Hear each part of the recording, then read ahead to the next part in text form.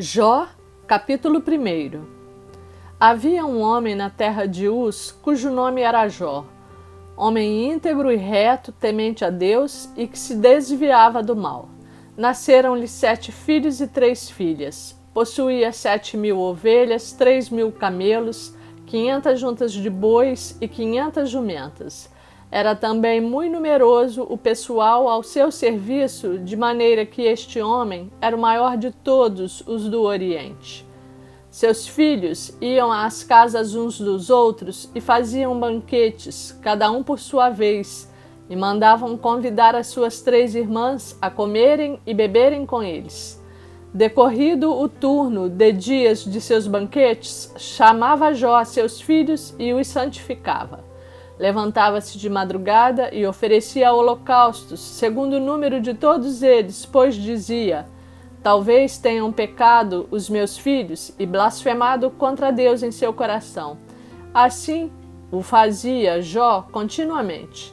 Num dia em que os filhos de Deus vieram apresentar-se perante o Senhor, veio também Satanás entre eles. Então perguntou o Senhor a Satanás: de onde vens? Satanás respondeu ao Senhor e disse: de rodear a terra e passear por ela. Perguntou ainda o Senhor a Satanás: observaste o meu servo Jó? Porque ninguém há na terra semelhante a ele, homem íntegro e reto, temente a Deus e que se desvia do mal. Então respondeu Satanás ao Senhor: porventura Jó debalde teme a Deus? Acaso não o cercaste concebe a ele, a sua casa e a tudo quanto tem? A obra de suas mãos abençoaste e os seus bens se multiplicaram na terra. Estende, porém, a mão e toca-lhe em tudo quanto tem, e verás se não blasfema contra ti na tua face. Disse o Senhor a Satanás: eis que tudo quanto ele tem está em teu poder. Somente contra ele não estendas a mão. E Satanás saiu da presença do Senhor. Sucedeu um dia em que seus filhos e suas filhas comiam e bebiam vinho na casa do irmão primogênito, que veio um mensageiro a Jó e lhe disse: os bois lavraram e as jumentas pasciam junto a eles. De repente, deram sobre eles os sabeus e os levaram e mataram aos servos a fio de espada. Só eu escapei para trazer-te a nova. Falava este ainda quando veio o outro e disse: fogo de Deus caiu do céu e queimou as ovelhas e os servos e os consumiu. Só eu escapei para trazer-te a nova. Falava este ainda quando veio o outro e disse: dividiram-se os caldeus em 3 bandos, deram sobre os camelos, os levaram e mataram aos servos a fio de espada. Só eu escapei para trazer-te a nova. Também este falava ainda quando veio o outro e disse: estando teus filhos e tuas filhas comendo e bebendo vinho em casa do irmão primogênito, eis que se levantou grande vento do lado do deserto e deu nos 4 cantos da casa, a qual caiu sobre eles e morreram. Só eu escapei para trazer-te a nova. Então Jó se levantou, rasgou o seu manto, rapou a cabeça e lançou-se em terra e adorou. E disse: nu saí do ventre de minha mãe e nu voltarei. O Senhor o deu e o Senhor tomou. Bendito seja o nome do Senhor. Em tudo isto, Jó não pecou, nem atribuiu a Deus falta alguma. Jó, capítulo 2.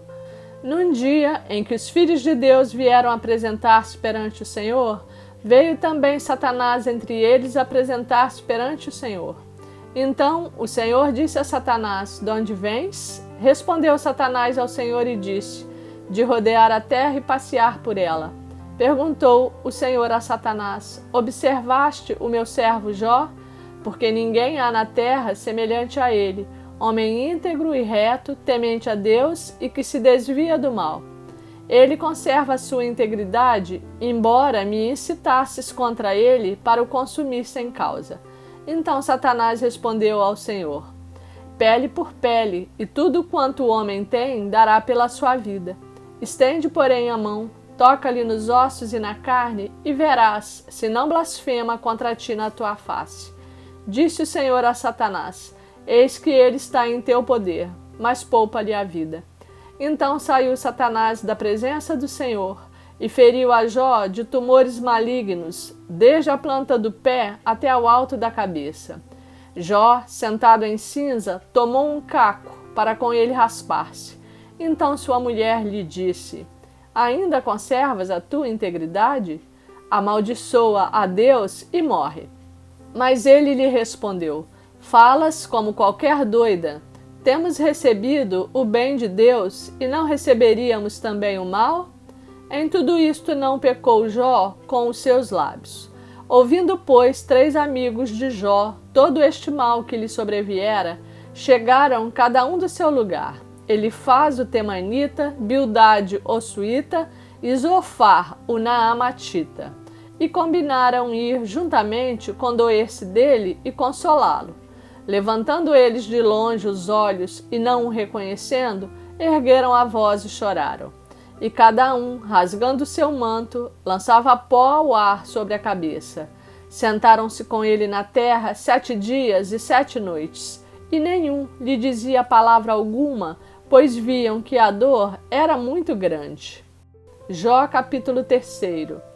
Depois disto, passou Jó a falar e amaldiçoou o seu dia natalício. Disse Jó: Pereça o dia em que nasci e a noite em que se disse, foi concebido um homem.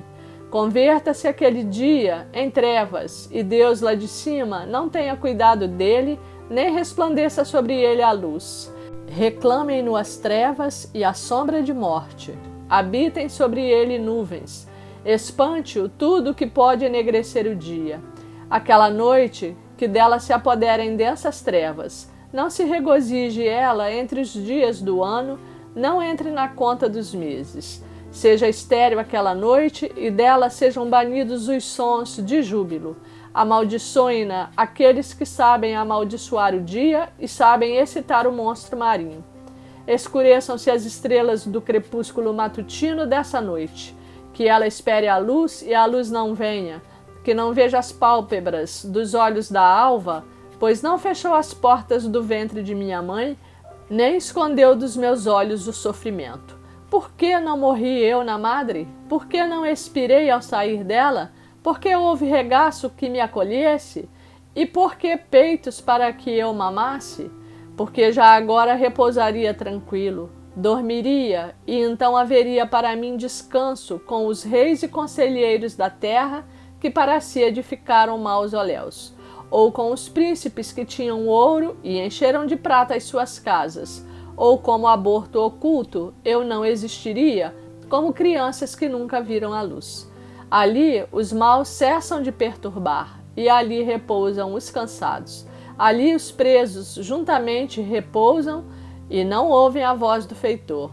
Ali está tanto o pequeno como o grande, e o servo livre do seu senhor. Por que se concebesse luz ao miserável e vida aos amargurados de ânimo, que esperam a morte e ela não vem?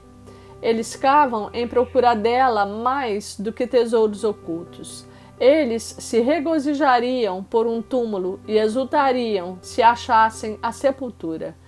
Porque se concede luz ao homem cujo caminho é oculto e a quem Deus cercou de todos os lados?